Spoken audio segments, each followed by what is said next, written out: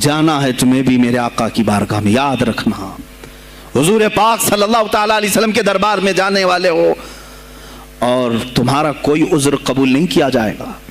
حضرت سعد بن ربیع کی وہ بات مجھے یاد آتی ہے، جنگ احد میں حضور کی حفاظت کے لیے لڑتے لڑتے میدان میں ایسے آ گئے تھے کافروں کے کہ آپ کے گوشت کے ٹکڑے اڑ رہے تھے، جسم کے گوشت کے ٹکڑے اڑ رہے تھے، میرے آقا دیکھ رہے تھے۔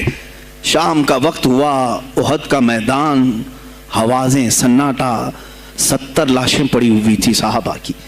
اللہ کے نبی نے پکارا میرے سعد کو ڈھونڈو، کہاں ہے سعد، کہاں ہے؟ صحابہ کہتے ہیں ہم آواز دینے لگے سعد تم زندہ ہو، رسول تجھے بلا رہے ہیں۔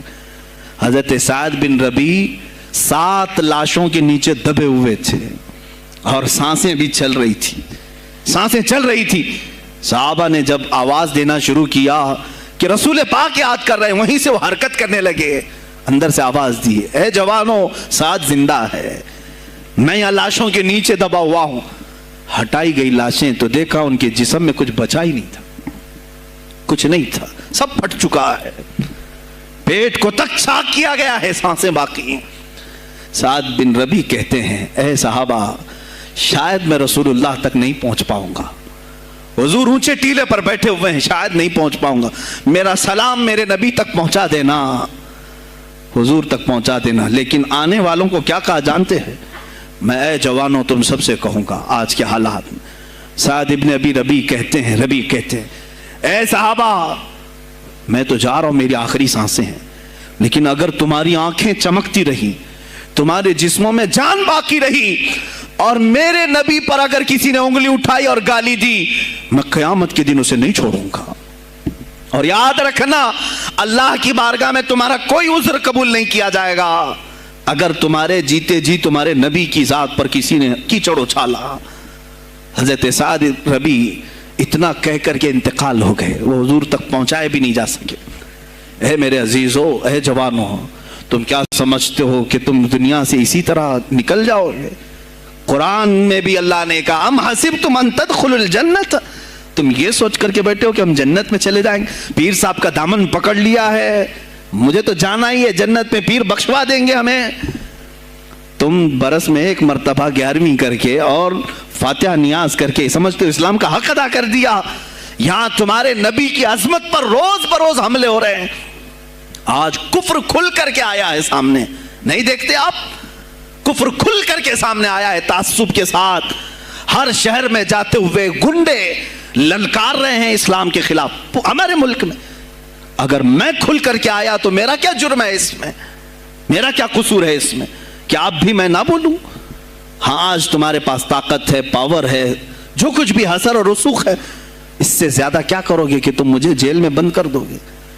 میں کل کی تفسیر میں بھی یہی کہا، ایک مولانا صاحب نے کہا کیا آپ اتنا بول رہے ہیں، آپ پر ایسے ایکٹ لگائے جائیں گے کہ زندگی بھر آپ کی ضمانت ہی نہیں ہوگی، آپ پر ایسے قانون لگائے جائیں گے کہ آپ کی زندگی بھر ضمانت ہی نہیں ہوگی۔ میرا دل یہ کہتا ہے اے لوگو اس طرح جی کر فائدہ بھی کیا؟ ایسی آزادی کس کام کی جس میں روز اٹھتے ساتھ میرے نبی کی شان میں گستاخیاں ہم سن رہے ہوں اور حضور کو کوسا جا رہا ہوں، ہم کھاتے پیتے گھوم رہے ہوں؟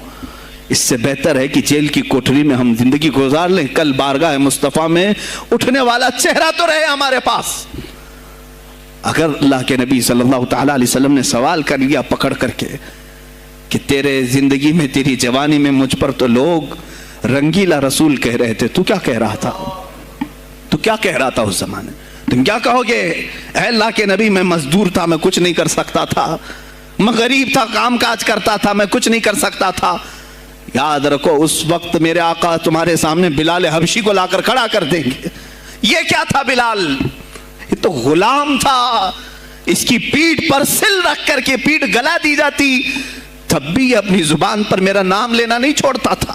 تم کون سی مزدوری کی شکایت لے جاؤ گے؟ بہانہ کرو گے اللہ کی بارگاہ میں، رسول کی بارگاہ میں بہانہ کرو گے؟ اے گروہ علماء، تم کو اللہ نے ممبر دیے ہیں خطابت کے لیے، اللہ نے اپنے رسول کا ممبر تمہیں دیا ہے، اس لیے نہیں کہ تم حکومت کی خوشامدی کرو، تم اپنے وقت کے طاغوتی قوتوں کی خوشامدی کرو، اس لیے نہیں، بلکہ آج تم سے قوم مصافحہ کر کے ہاتھ چومتی ہے صرف اس لیے کہ تمہاری زبان پر نام مصطفیٰ ہے۔ آج علماء کی جو عزت ہے صرف اس لیے تمہاری پگڑیاں تمہارے جبے دیکھ کر کے قوم عزت نہیں کرتی، صرف اس لیے ان کے دلوں میں تم مچلتے ہو کہ تم مصطفیٰ کریم کی باتیں کرتے ہو۔ علماء کو جاننا چاہیے کہ تمہاری عزت نبی سے وابستہ ہے۔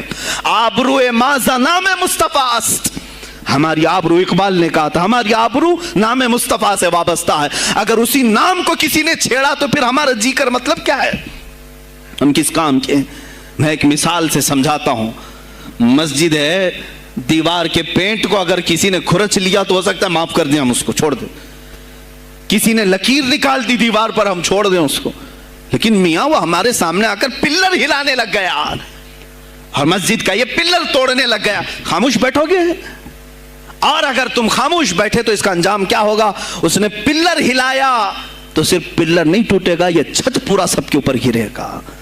آج ظالم کفار پورے تمہاری جڑ کو ہلا رہے ہیں، میرے نبی کی ذات کو، سیدھے مصطفیٰ کریم کی ذات کو ہلا رہے ہیں۔ اللہ کے حبیب صلی اللہ تعالیٰ علیہ وسلم کی ناموس کو ہلکے میں مت لینا میرے عزیزو، لاکھوں جانیں جاتی ہیں، جائیں اسلام پر، حضور اکرم صلی اللہ تعالیٰ علیہ وسلم کی ذات کو ہلکے میں مت لینا۔ اور اگر انہوں نے ہلانا شروع کیا ہے اگر حضور کی ذات پر، حیرت ہو رہی، 25,000 پوسٹ تم میں سے کس نے کمپلینٹ کی ہے؟ سائبر کرائم کو کمپلینٹ کر سکتے تھے، ہمارے جذبات کو ٹھیس پہنچا ہے۔ ہم آزاد ملک میں رہ رہے ہیں، میرے نبی سے چھیڑ چھاڑ کیوں ہو رہی ہے؟ کسی نے آواز اٹھائی؟ کچھ ہیں اللہ ماشاءاللہ، کچھ علماء، کچھ وکلا اس کے پیچھے لگے ہوئے ہیں، لیکن میرے عزیزو ہر مسلمان کا یہ خیر ہے، تمہاری نسبت رسول پاک سے ہے۔ اب انہوں نے ہلانا شروع کیا تو انتظار کرو، جس دن یہ چھت گرے گی عذاب بن کر سب پیسے جائیں گے، سب اس میں گرفتار ہوں گے انشاءاللہ العزیز۔ ہم مہم چھیڑیں گے اس بات کی، اگر آج تم کثرت میں ہو تو اس کا کیا مطلب جو چاہے تم کر لو گے؟ ہم اتنے گئے گزرے تو نہیں ہیں کہ ہمارے نبی کے اوپر بھی تم چلے جاؤ۔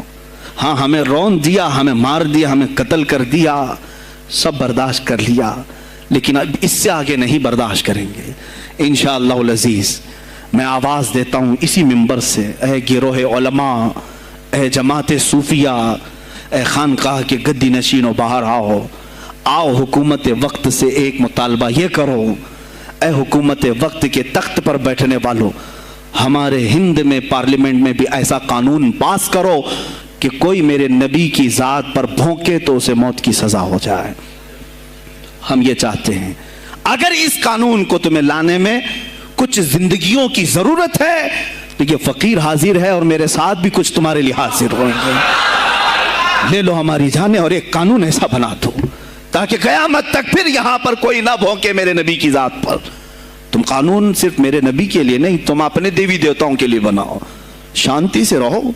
ہم نے کبھی تمہارے خلاف بھونکا نہیں ہے، ہم نے کبھی دیوی دیوتاؤں کو چھیڑا نہیں ہے، اس لیے کہ اسلام اس کی اجازت نہیں دیتا، ہم گالی نہیں دیتے، ہم اسلام کی حقانیت سے بیان کرتے ہیں، لیکن خاموش رہنے کی یہ سزا ہمیں دی جا رہی ہے کہ ہمیں گالیاں دیتے دیتے یہ اب ہمارے نبی تک پہنچ گئے، ہماری ماں عائشہ صدیقہ تک پہنچ گئے، اور ہمارے تمام اکابرین اسلاف تک پہنچ گئے، اور 25 کروڑ کی تعداد میں خاموشی یہ اچھی نہیں ہے میرے عزیزو، اچھی نہیں ہے۔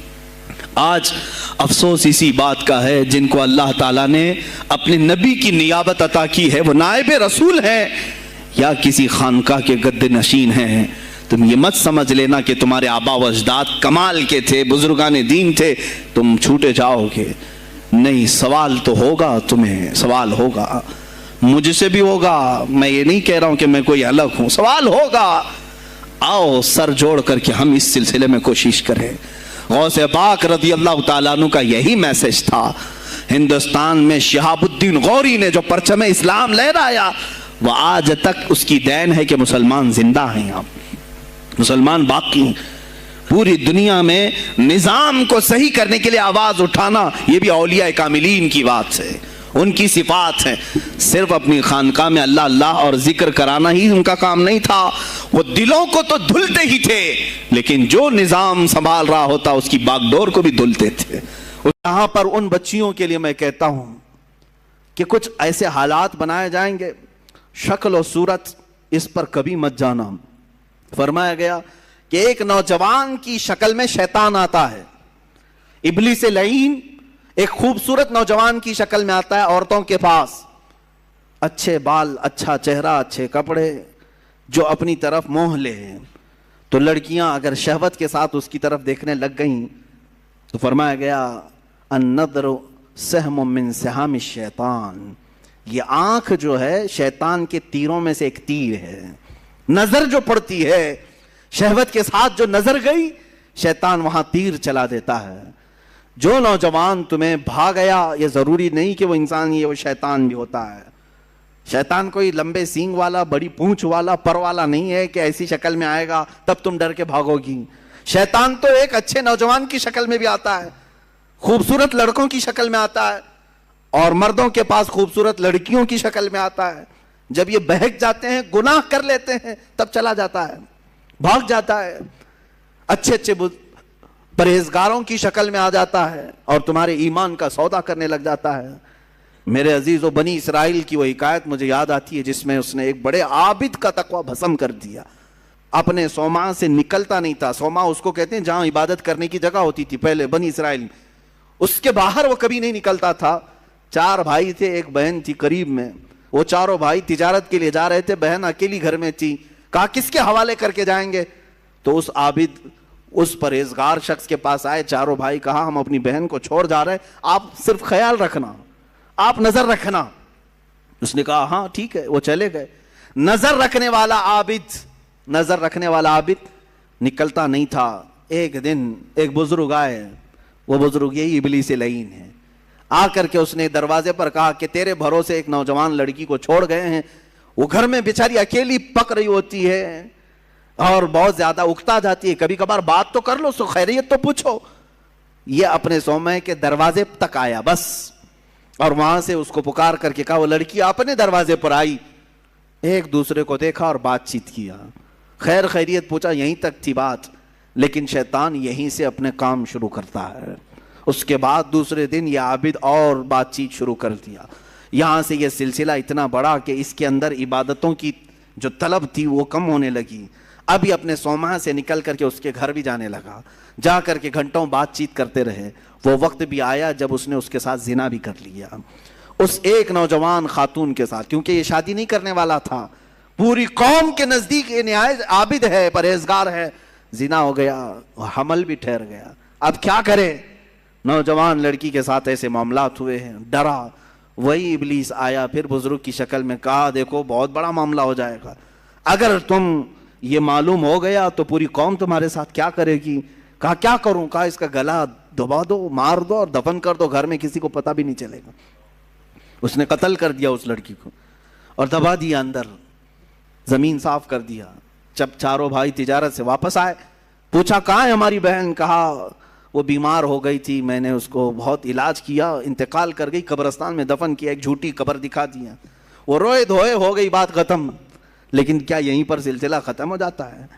چند دنوں کے بعد ان بھائیوں کے پاس یہ ابلیس آیا. کہا یہ عابد جھوٹ بولتا ہے, یہ جو عبادت کرنے والا مکار ہے جھوٹ بولتا ہے. تمہاری بہن سے اس نے منہ کالا کیا, حمل ٹھہرا, تو اس کے بعد اس نے مار کر کے یہیں گھر میں دفن کیا.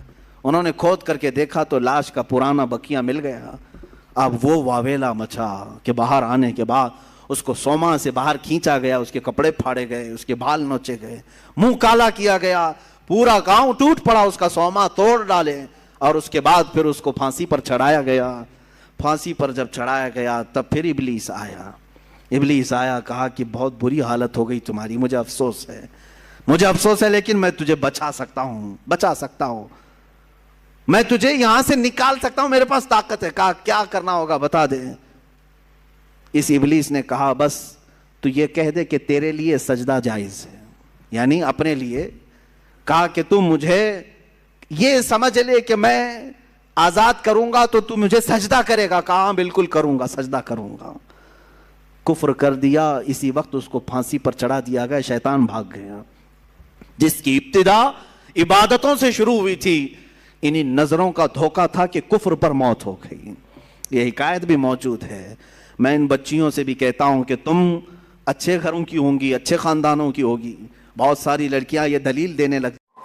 محبوب الہی نظام الدین اولیاء دنیا میں اولیاء میں دو محبوب ہوئے ہیں، ایک محبوب سبحانی اور ایک محبوب الہی۔ محبوب الہی کا مقام کیا ہے اس سے آپ اندازہ کریں گے۔ آپ کے زمانے میں موجود اولیاء کرام میں ایک اور نام ملتا ہے، حضرت بو علی شاہ قلندر پانی پتی رحمت اللہ تعالی۔ یہ محبوب الہی کے زمانے کے ولی، پانی پت کبھی آپ گئے ہو زیارت کے لیے، حضرت ابو علی شاہ قلندر، ان کا بھی مقام بڑا بلند ہے۔ امیر خسرو محبوب الہی کے خاص خادموں میں سے، بڑے چہیتے مریدوں میں سے۔ ایک بار آپ کا گزر حضرت ابو علی شاہ قلندر کے پاس سے ہو رہا تھا، مغرب کے بعد ابو علی شاہ قلندر کی محفل لگتی تھی، یہ ہر ہفتے کی بات تھی، غالباً ہر جمعرات کو ان کی ایک محفل لگتی تھی مغرب سے عشاء کے بیچ۔ اس محفل کا جو سب سے بڑا خاصہ تھا وہ کیا تھا جانتے ہیں؟ اس محفل کا سب سے بڑا خاصہ یہ تھا کہ حضرت ابو علی شاہ قلندر رحمت اللہ تعالی علیہ جتنے مریدین اس محفل میں آتے تھے، توجہ چاہتا ہوں، جتنے مریدین اس محفل میں آتے تھے جمعرات کے دن مغرب سے عشاء کے بیچ، جب محفل ختم ہوتی سب سے کہتے آنکھیں بند کر لو، سب آنکھیں بند کرتے اور حضرت ابو علی شاہ قلندر سارے مریدین کو حضور پاک کا دیدار کراتے تھے۔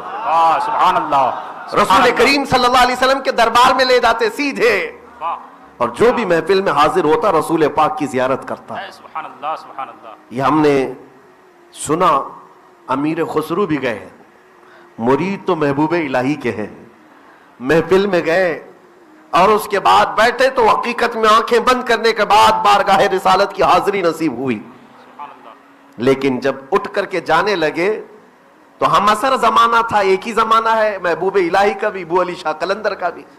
ابو علی شاہ قلندر نے کہا خسرو دیکھ ہماری محفل کہاں تک پہنچی ہے، رسول کریم صلی اللہ علیہ وسلم کے دربار تک ہم نے تم کو پہنچایا، وہاں بہت سارے اولیاء بھی تھے، بہت سارے لوگ بیٹھے ہوئے تھے، لیکن تیرے پیر کو بھی وہاں کہیں دیکھا تو نے؟ رسول پاک کے دربار میں کہیں اپنے پیر کو بھی دیکھا؟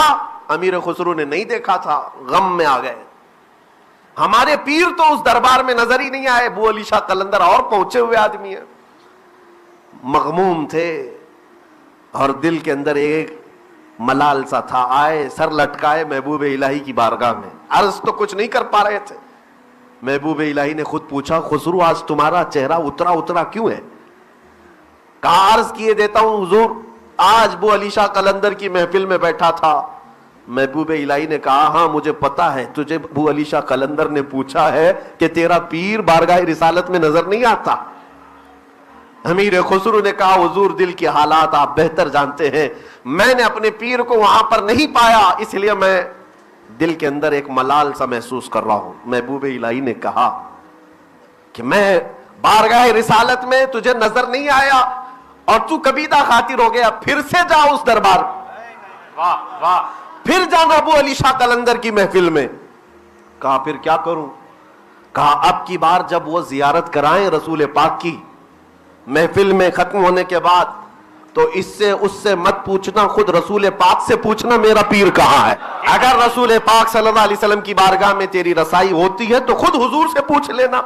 امیر خسرو انتظار کرتے رہے، وہ دن آیا جب ابو علی شاہ قلندر کی محفل لگتی تھی، گئے دربار میں بیٹھے، بہت مریدین کا ہجوم ہوتا، محفل ختم ہونے کے بعد اعلان ہوا کہ اپنی آنکھیں بند کر لیں، سبوں نے آنکھیں بند کر لی۔ امیر خسرو کہتے ہیں میں بھی بند کیا، لیکن آج مجھے ڈھونڈنا ہی تھا کہ میرا محبوب کہاں ہے۔ میرے عزیزوں، امیر خسرو کہتے ہیں جب دربار رسالت میں حاضری ہوئی تو بہت سے اولیاء کو میں نے دیکھا، بہت سارے اولیاء وہاں تھے، میں ادب سے بڑھ کر گیا، عالم کشف کی بات ہے یہ، عالم کشف جو اولیاء کاملین کو عطا ہوا ہے۔